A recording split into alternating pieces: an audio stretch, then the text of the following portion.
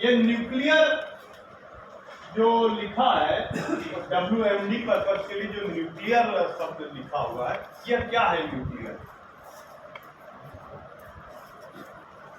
Nuclear weapons किसे कहेंगे? Nuclear weapons जो लंबे समय तक इसका असर रेडिएशन जिसे कहते हैं। सर जो अभी आपने एग्जांपल इसके पहले दिया वो भी इसमें ही आता है। सर जब एटम पार्टिकल्स होते हैं उन्हें ज्वाइन करके जो न्यूक्लियर फॉर्म होती है और कुछ टेक्निकल उत्तर दीजिए थोड़ा सा। सर ऑक्सीजन लेवल सर उसमें डाउन हो जाता है। गुड। और इससे बहुत रेडिएशन लंबे समय तक इसका है। अच्छा, वो तो सब रेडियोलॉजिकल वाला विषय परमाणु वाला एटमॉस्फेयर में ये अपना एटमॉस्फेयर पे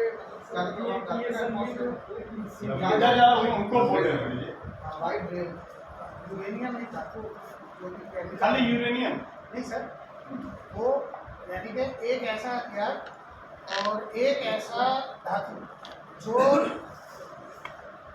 जो बारूद की ताकत को हजारों गुना बढ़ा बारूद जी, जो भी बॉम्ब में डलता है सर। हाँ नहीं ठीक, बहुत बढ़िया, बहुत अच्छा।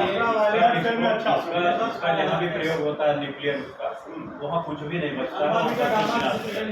नहीं वो रेडिएशन कोई चेन रिएक्शन होता है, लगातार विस्फोट होता है। चलिए मैं इस पर आता हूँ। सेकेंड वर्ल्ड वार जब हो रहा था, सेकेंड वर्ल्ड वार में 1943 से ही धीरे धीरे माहौल बनने लगा, जर्मनी अपने हार की ओर आगे बढ़ने लगा, लेकिन फिर भी विश्व युद्ध चल रहा था। 1945 में भी युद्ध चल रहा था। कभी जापानीज जो है अमेरिका के किसी आइलैंड कब्जा करते थे, कभी जो रशिया जो है कि अपने किसी अन्य क्षेत्र की ओर आगे बढ़ता था। जापान चाइना के आधे हिस्से को, वर्तमान चाइना के आधे हिस्सों को अपने कब्जों में कर लिया था, और पूरे विश्व द्वारा युद्ध लगातार लड़ा जा रहा था। और हर राष्ट्र युद्ध इसलिए लड़ रहा था कि अपनी क्षेत्र सीमा को हम बढ़ा दें। एक घटना 31 जुलाई 1945, हिटलर मर चुका। हिटलर जो है 30 अप्रैल 1945 को मर गया था और उसने सुसाइड कर लिया था बंकर में। लेकिन उसके बाद भी युद्ध हो रहा था और पूरे वर्ल्ड को ये अनाउंस नहीं किया गया कि हिटलर इज नो मोर। 2 मई को बीबीसी ने अपने यहाँ ब्रॉडकास्ट किया कि ऐसा सूचना मिल रही है कि हिटलर अब नहीं है। 6 मई को ऑफिशियल अनाउंसमेंट हुआ कि हिटलर नहीं रहा, लेकिन युद्ध चल रहा। युद्ध क्यों चल रहा था? जब मुख्य जो शत्रु राष्ट्र का मुख्य जो लीडर है उसको हमने मार दिया। हम लोग तो यही ना मानते हैं कि भाई पानीपत का युद्ध हुआ, दुश्मन के राजा को मार दिया गया और हम लोग युद्ध विजयी हो गए। युद्ध उसके बाद क्षेत्र विस्तार के लिए, तो ये युद्ध जो चल रहा था क्षेत्र विस्तार के लिए चल रहा था। 31 जुलाई 1945 की एक घटना कि डचेस जो होते हैं, डच लोगों को जापानीज ने अपने यहाँ अरेस्ट किया हुआ। डच 144 सैनिकों को जापानीज ने अपने अरेस्ट किया। एक मजिस्ट्रेट महोदय ने कहा कि जो फला आइलैंड पर 144 जो डच सैनिक अरेस्ट किए गए हैं उनको हमारे सामने ले आया जाए, मैं उन पर निर्णय लूंगा।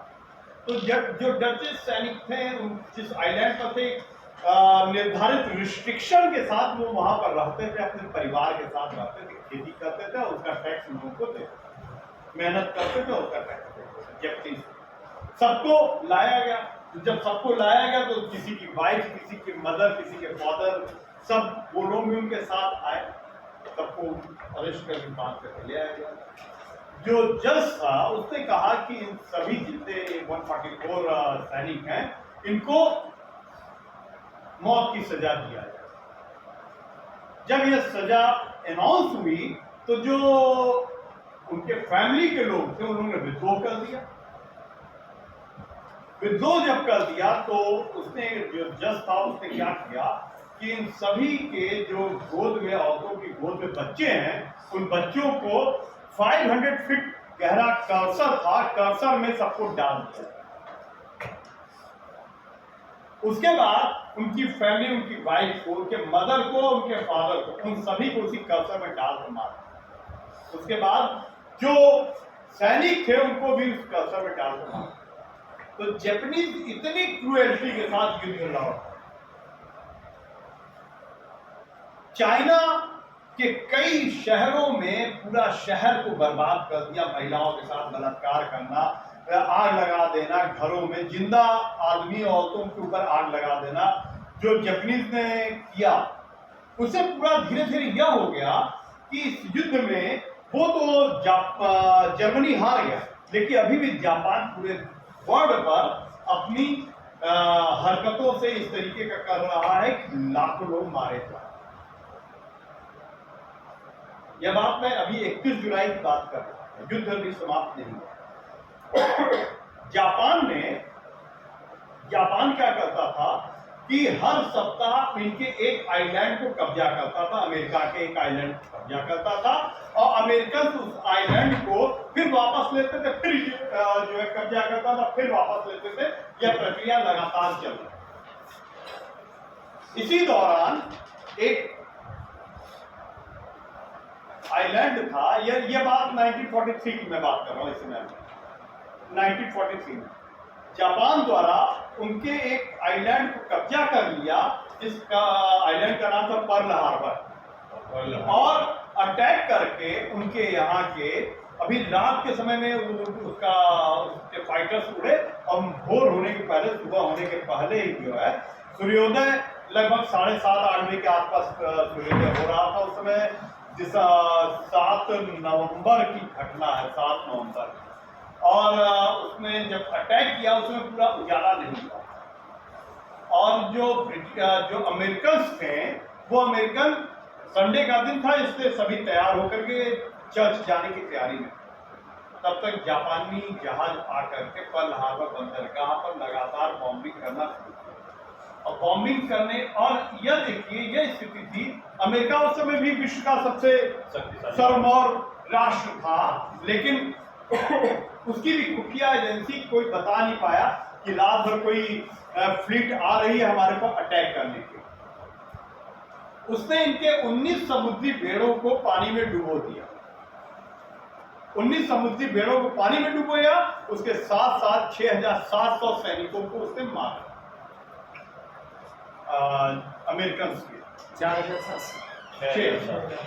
इफेक्ट क्या रहा? इफेक्ट ये हुआ कि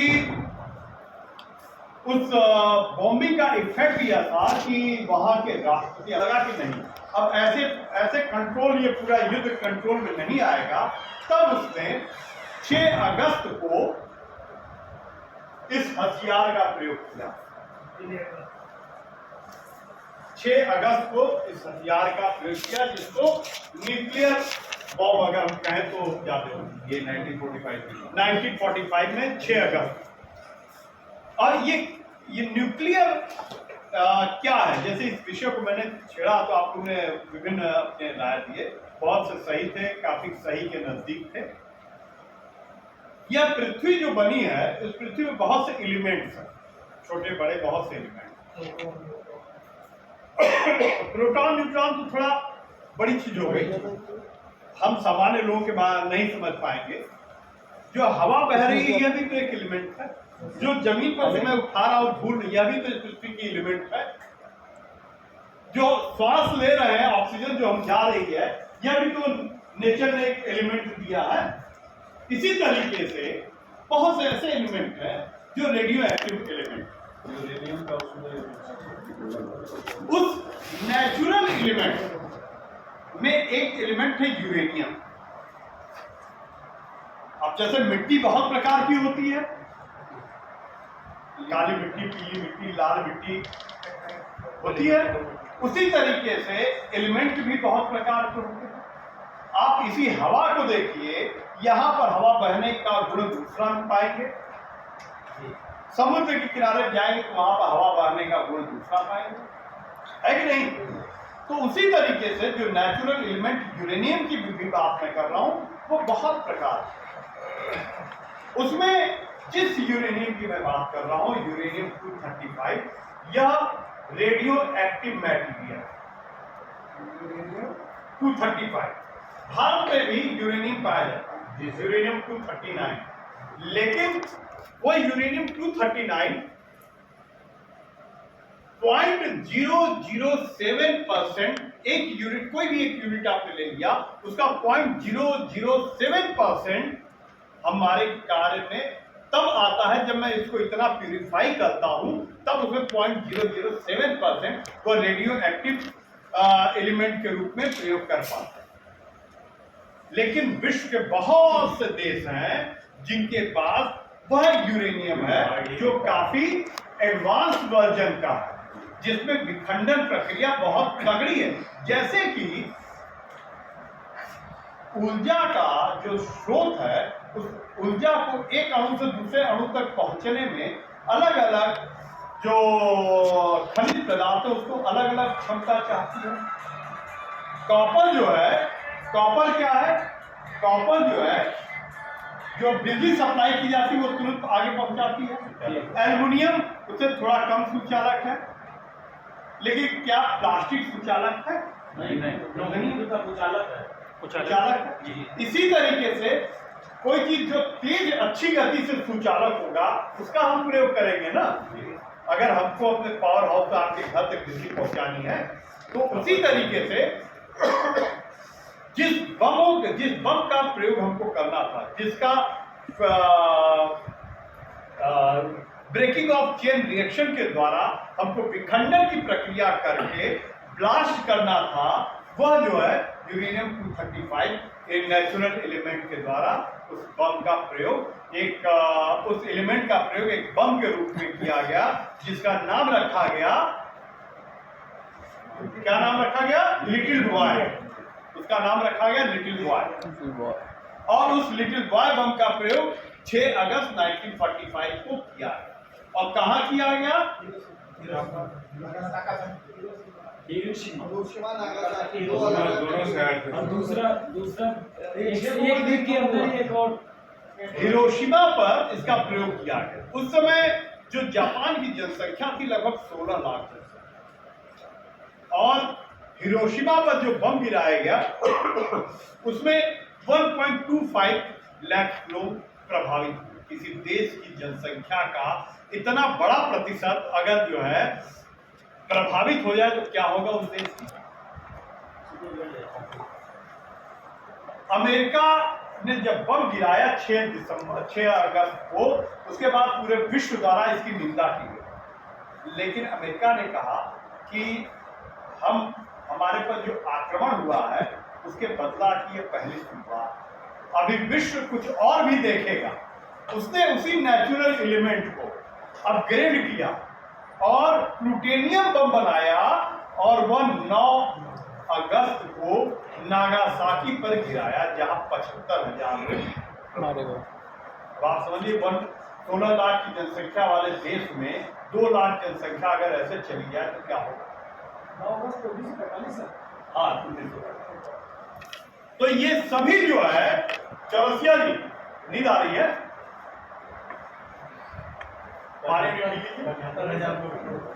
अच्छा, जो इस WMD का यह एक इफेक्ट जीता जागता हम लोगों ने कब देखा है? 1945 में। क्या आज आप जान रहे हैं कि हम जो है इस यूरेनियम बम के दौर में आज भी हम हैं? आज भी उसी दौर में एडवांस हो गया था। अब हाइड्रोजन बम था। मतलब हम सोच नहीं सकते किस तरीके कितना एडवांस हो गया है। सर जी उस बम की जो पावर थी 15 किलो टन थी। अभी सर इजराइल में भी तो ईरान से power plant nuclear power plant वो करेंगे डिस्ट्रॉय। जो 9 अगस्त को बम गिराया वो प्लूटोनियम बम, उसके बाद विश्व के कई देशों ने अपने आप को परमाणु रूप में समृद्ध किया। रशिया का यह कहना था कि मैंने 1939 में ही यह टेक्नोलॉजी हमारे पास थी। यह टेक्नोलॉजी 1939 में ही थी, लेकिन हमने इसका प्रयोग इसलिए नहीं किया क्योंकि यह WMD है। और कितने लोग मारे गए थे आपको अंदाज है रशिया के द्वितीय विश्व युद्ध में? कोई अंदाज? 3.5 करोड़ लोग मारे गए केवल रशिया। और पूरे युद्ध में लगभग 6 करोड़ लोग मारे। रसिया सबसे ज्यादा। हाँ, वही रशिया का कहना कि मेरे इतने ज्यादा मारे जाने के बावजूद भी हमने इस WMD का प्रयोग नहीं किया।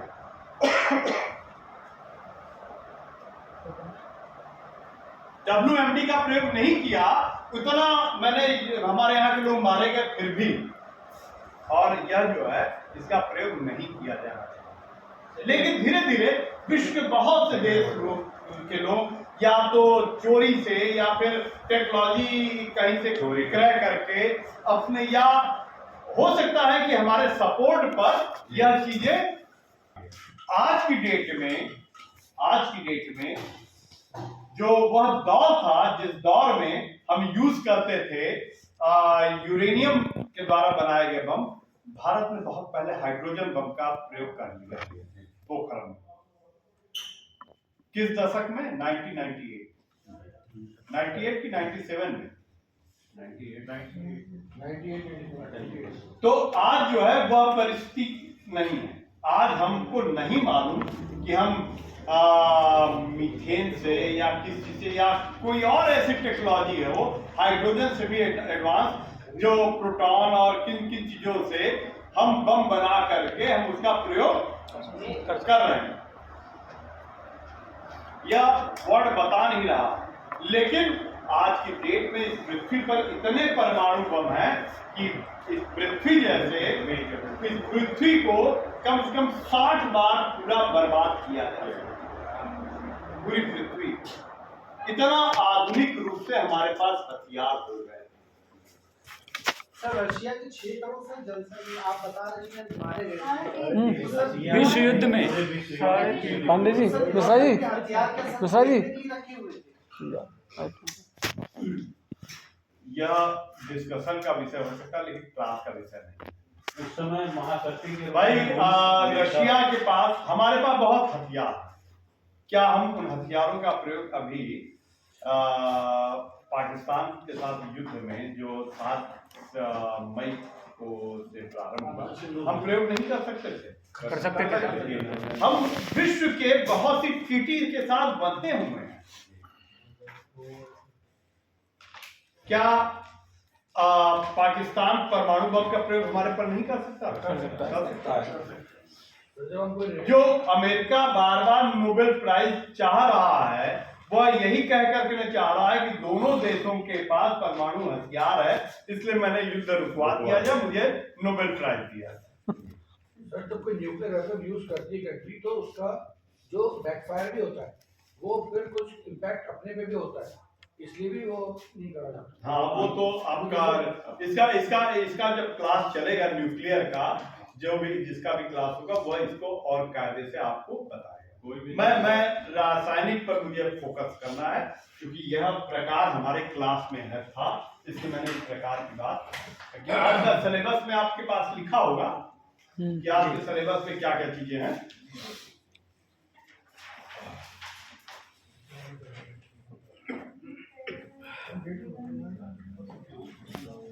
अब ये केमिकल वॉरफेयर क्या है? केमिकल वॉरफेयर क्या है?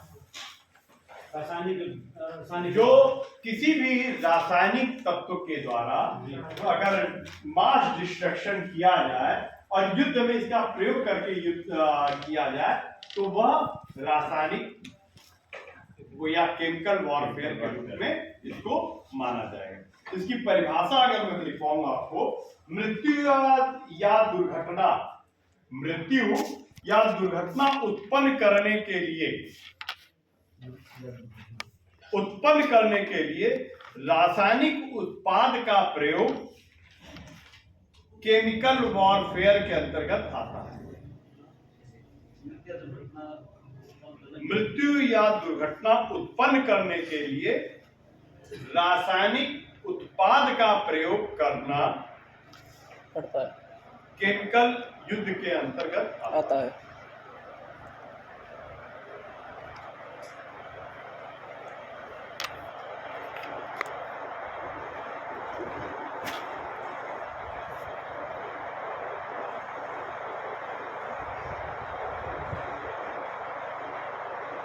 अगर यह केमिकल युद्ध के रूप में यह आ रहा है तो इसके एजेंट्स भी होंगे।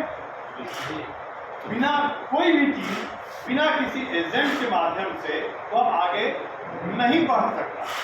संभाल जरूरी है। एकदम सही। हम कोई प्रोडक्ट बनाते हैं, उसकी मार्केटिंग करने के लिए भी एजेंट रखते हैं। जी, मार्केटिंग एजेंट। ठीक उसी तरीके से जो केमिकल वॉरफेयर है उसके भी एजेंट्स होंगे। ये चालू होता हुआ है लाइट नहीं आ रही। तो पर्याप्त रूप से प्रसारित, पर्याप्त रूप से स्प्रेड कर देने पर, जब हम उसको काफी मात्रा में स्प्रेड करते हैं,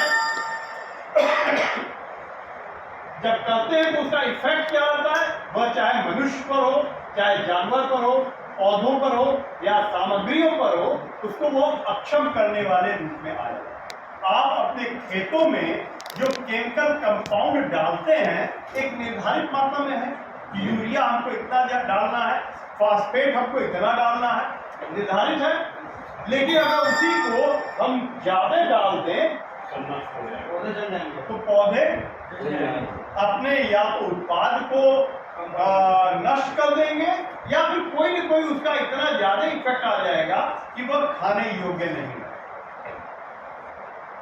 और हर खेत में जो हम मटेरियल डालते हैं, केमिकल मटेरियल, उसका एक निर्धारित मानक बोर्ड के द्वारा, हमारे जैसे जो अभी हमने आम की फसल को भेजा यूएस को, उसने वापस कर दिया, उसने यह कह करके कि इसमें केमिकल का प्रयोग ज्यादा किया गया है, जितनी लिमिट है उससे ज्यादा किया गया, इस वजह से हम इसको नहीं लें। तो केमिकल वॉरफेयर एजेंट्स की बात पुनः एक बार बताएं कि रसायन एजेंट यानी केमिकल एजेंट एक रासायनिक यौगिक चीज है जो पर्याप्त रूप से प्रसारित होने पर, काफी मात्रा में जब इसका छिड़काव करें या एटमॉस्फेयर में छोड़ते हैं तो इसका प्रभाव जो है मनुष्यों, जानवरों, पौधों या सामग्रियों पर इस प्रकार होता है कि वो अक्षम हो जाए या घातक या हानिकारक प्रभाव उत्पन्न करे, तब वह वेपन्स ऑफ मास डिस्ट्रक्शन के रूप में होगा। ठीक है। और लेकिन हमने चाहे वो मैलिशियस वे में किए हो, चाहे बिना मैलिशियस, चाहे मैं दुर्भावनापूर्ण तरीके से किया हूं, चाहे बिना दुर्भावनापूर्ण से, अगर भोपाल गैस त्रासदी में कौन सी गैस रिलीज हुई थी? मिथाइल आइसोसाइनाइड की क्या क्वालिटी मालूम है? वो भारी गैस होती है और भारी होती है। नंबर एक, दूसरी चीज कि रंगहीन, गंधहीन होती है। पूरा उस फैक्ट्री में जितने लोग रहने वाले थे वह लोग और उस प्रीमाइसेस के जो लोग बाहर के लोग थे, उन लोगों को रात का जाड़े का समय था और वह लोग अपनी रजाई ओढ़कर सोए हुए थे, लेकिन उसकी गैस जो है उन्होंने सांस लिया और लेटे लेटे ही वह क्या है, वह वेपन्स नहीं था, वो फर्टिलाइजर फैक्ट्री थी, लेकिन वह जो है उसको ज्यादा प्रसारित होने पर, स्प्रेड ज्यादा होने की वजह से वह जो है घातक या हानिकारक प्रभाव उसमें उत्पन्न कर। केमिकल एजेंट का अगर इतिहास में बताऊं तो आपने यह देखा कि एथेंस में स्पार्टा के वॉर के दौरान 428 बीसी में इसका पहली बार हम लोगों को केमिकल वेपन्स का प्रयोग होते हुए कहीं दिखाई दिया या कहीं पर रिटन फॉर्म में हमको दिखाई देता। मैंने आपसे बताया कि फर्स्ट वर्ल्ड वॉर जो वह समय था जिसमें कई ऐसे केमिकल एजेंट्स का आविष्कार हुआ जो कि बाद में भले ही वो हमारे लिए लाभप्रद है, क्लोरीन गैस हमारे लिए कई मामलों में लाभप्रद है, लेकिन उसका आविष्कार जो किया गया, उसका आविष्कार जर्मनी ने क्लोरीन गैस का आविष्कार किया। क्यों किया था? दुश्मन राष्ट्र के ऊपर छोड़ने के लिए 1915 प्रथम विश्व युद्ध के दौरान। इसके बदले में फाजीन गैस का प्रयोग जो है 1915 में ही फ्रांस ने किया, और जब युद्ध लड़ रहा था तब उसी जो बर्फ गिरने लगी और विंड डायरेक्शन टुवर्ड फ्रांस के सैनिकों की तरफ होने लगा, जिसकी वजह से यह कहा जाता है कि उनके 37,000 सैनिक उससे प्रभावित हो गए और सब बीमार हो गए।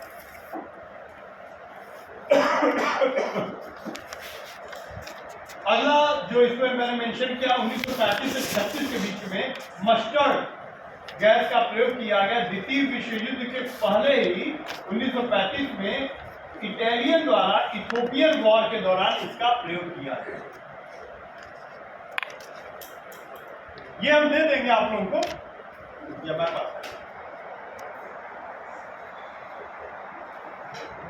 और इसके अलावा जापानीज ने मंचूरिया में इसका यूज किया, केमिकल का प्रयोग युद्ध उद्देश्य से।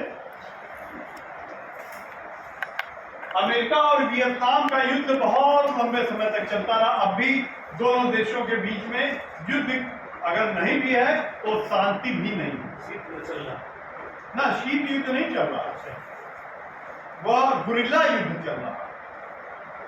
गुरिल्ला युद्ध और शीत युद्ध में अंतर है। गुरिल्ला युद्ध में यह है कि हमने आपके ऊपर आपके 2 सैनिक को मार दिया, आज आपने हमारे 1 सैनिक को मार दिया, जब मौका मिला तो हाँ तब मार।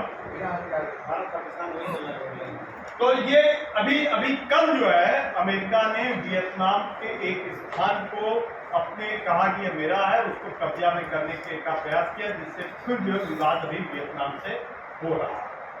तो यूएस जो वियतनाम में इस केमिकल वेपन्स का खूब प्रयोग किया। जो अलायंस टीम थी, जो सोवियत अलायंस टीम थी, जिन्होंने मित्र जो देश थे सोवियत के साथ मिल करके अफगानिस्तान से जो लड़ रहे थे, उन्होंने भी केमिकल वेपन्स का प्रयोग किया। Mustard used by Iraq against Iran. ये मस्टर्ड गैस ऐसी है जो जब हवा में स्प्रेड होती है, जैसे सरसों का झाग जो है वो हमारे गले में लगता है, उस तरीके का और इसका इफेक्ट रहता है। और यह चोकिंग हो जाती, खांसी आने लगती है और चोकिंग होने के बाद धीरे धीरे यह आपके ग्लैंड्स को स्वेल कर देती है और व्यक्ति जो है उसके एक्सफेसिया के उपरांत एक्सपायर हो जाता है।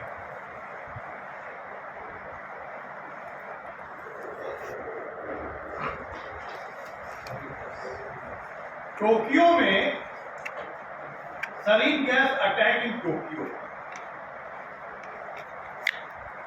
द्वितीय विश्व युद्ध में सरीन गैस का खूब यूज प्रयोग हुआ। कैसे प्रयोग हुआ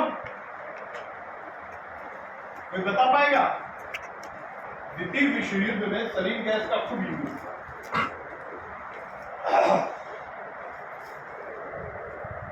पूरी यहूदियों की आबादी को खत्म करने का लक्ष्य लेकर हिटलर जो है उन लोगों से कहता था, यहूदियों से, कि आप लोग होलोकॉस्ट जैसी प्रक्रिया होती है जिसमें सभी लोग अपने एक चैम्बर में चले जाते हैं और वहां जाकर के वहीं प्रार्थना करते हैं और वहीं पर जो है कहते हैं कि हम जो है यहीं रहेंगे, मुझे सुख सुविधा और कोई विलासिता की चीजें नहीं चाहिए और हम यहीं पर अपना प्राण त्याग। जैसे अभी भी जैन धर्मावलंबी जो है उनके यहाँ यह प्रथा है भारत में। जैन धर्मावलंबी लोग जो एक उम्र हो जाने के बाद वो धीरे धीरे पानी छोड़ते हैं, खाना छोड़ते हैं, पानी छोड़ते हैं, फिर धीरे धीरे सब चीज त्याग देते हैं, संसार प्रक्रिया जिसे कहते हैं, और धीरे धीरे वह अपने प्राण को त्याग देते हैं। तो इस होलोकॉस्ट प्रक्रिया के तहत जो है वो क्या करता था, एक चैम्बर में ट्रेनों में भर भर कर कई यहूदियों को ले जा करके उस चैम्बर में छोड़ देता और जो उनके रहने की जो जगह देता था, जितना एक व्यक्ति को सोने के लिए और बेड के चारों तरफ घूमने के लिए जितनी जगह चाहिए उतनी उसने जगह दी। और जब जो है खाना नहीं दे पाता था तो इसी सरीन गैस को रिलीज कर देता था और इस प्रकार लाखों लोगों को उसने मारा, लाखों लोगों को केवल इस तरीके से मारा। इसी सरीन गैस का जो जापान और जर्मनी दोनों मित्र राष्ट्र थे द्वितीय विश्व युद्ध में। दोनों मित्र राष्ट्र, दोनों शत्रु राष्ट्र नहीं थे, दोनों एक दूसरे का सहयोग कर रहे थे द्वितीय विश्व युद्ध के दौरान। जो मित्र राष्ट्र ने टोक्यो में सरीन गैस का प्रयोग किया द्वितीय विश्व युद्ध के दौरान।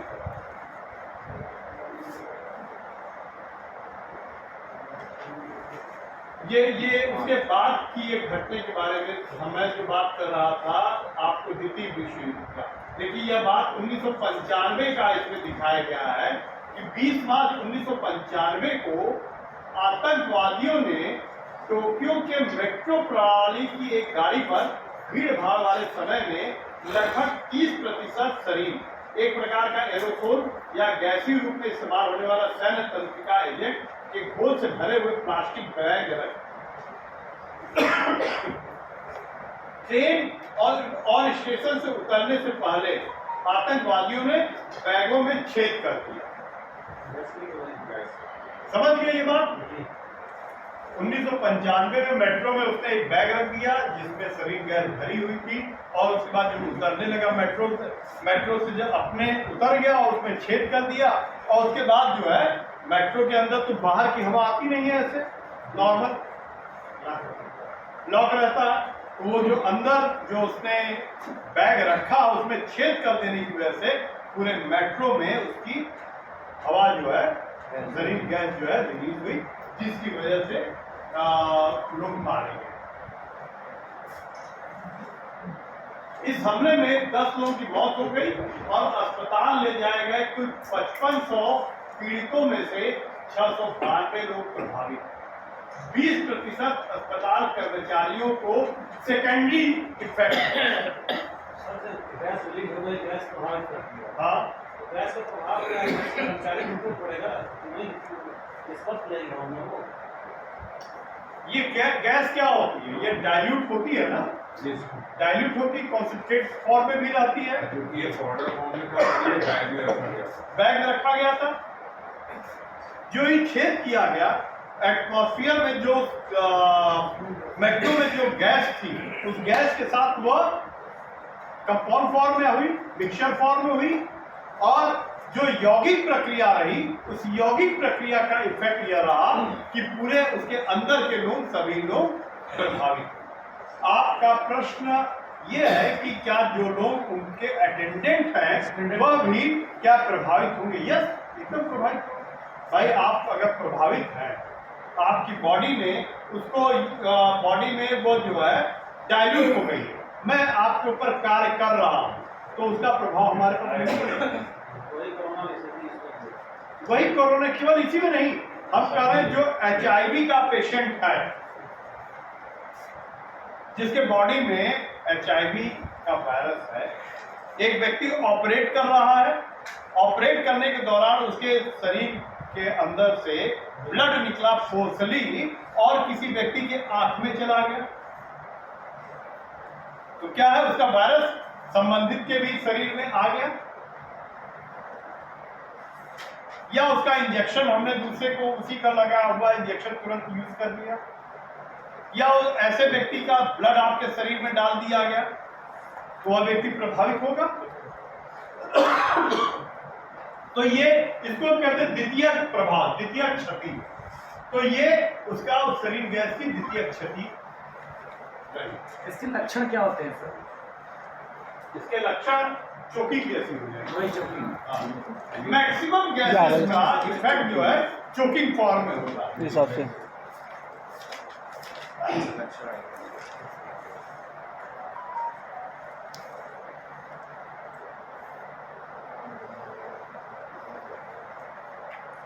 इसमें जो भी केमिकल कंपाउंड जब स्प्रेड होता है हवा में, देखिए केमिकल कंपाउंड का सबसे बेहतर जो है उसको हल्का करने का जो तरीका है वो वाटर कंटेंट में अगर वह मिलाया जाता है तो उसका इफेक्ट कम हो जाता है। इवन आप देखते हैं कि कोई केमिकल वाली कोई गाड़ी होती है, उसमें अगर वो ब्लास्ट करती है और वो ब्लास्ट करती तो एटमॉस्फेयर में उसको हाइड्रोजन और ऑक्सीजन मिलता है, जिसकी वजह से वो आग का गोला बन करके काफी दूर तक जाता है। लेकिन उसको भी कूलिंग करने के लिए हम पानी का ही इफेक्ट करते हैं। पानी भी क्या है, H2O है, उसमें भी हाइड्रोजन भी है और ऑक्सीजन भी है, लेकिन हम कूलिंग करने के लिए उसका प्रयोग करते हैं। ऐसा सभी कंटेनर किसी से बुझाया जा सकता है, वह मूल रूप से ड्राई केमिकल पाउडर से।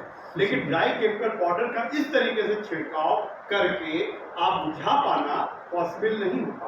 आपने देखा जयपुर में आग लग गई थी, किस चीज में, तेल का जो टैंकर वो सेलो होता है, ट्रेन का जो तेल का जो सेलो था उसमें आग लगी, टैंकर नहीं, उसके सेलो में जो हाइट पर जा करके जिसमें पूरा तेल भरा है उसमें आग लगी। इतना ज्यादा उसका जो है इग्निशन टेम्परेचर था कि कोई चीज उसको बुझा नहीं पाई। पूरा विश्व की टीमें आ गई बुझाने के लिए कि प्रयास किया जाए कैसे इसको बुझाया जाए, लेकिन अंतोगत्वा यही हुआ, तेल जलते जलते खत्म हो गया, तब वह आग बुझा। उस आग को स्प्रेड होने से हमने रोक दिया, लेकिन उस आग को बुझा नहीं पाया। आज भी ऐसी बहुत सी आग है, इवन जंगल की आग है। आप लोगों का फायर क्लास चल गया होगा, ये भी बचा है, चल गया फायर का पूरा क्लास हो गया। तो जंगल की आग के बारे में बताया गया होगा, कैसे उस आग को बुझाया जाता है, किस प्रकार ब्रेकिंग ऑफ चेन रिएक्शन के बारे में, आग की दिशा चेंज कर देते हैं, जहाँ आग लगी हो उसके आगे दिशा चेंज कर देते हैं, काट दिया जाता है, उसकी दिशा चेंज कर देते हैं, डॉक्टर से जो है वाटर स्प्रे करके जो है किया जाता है, जंगल मार भी लगाई जाती है, उसकी दिशा चेंज कर देते हैं, काउंटर फायर के लिए। दिशा चेंज करने के लिए। तो हमारा जो अभी तक का जो सेशन है वो यहीं तक। इसके बाद का सेशन आप लोग खाना खा के जब आइए तब मैं लूँगा।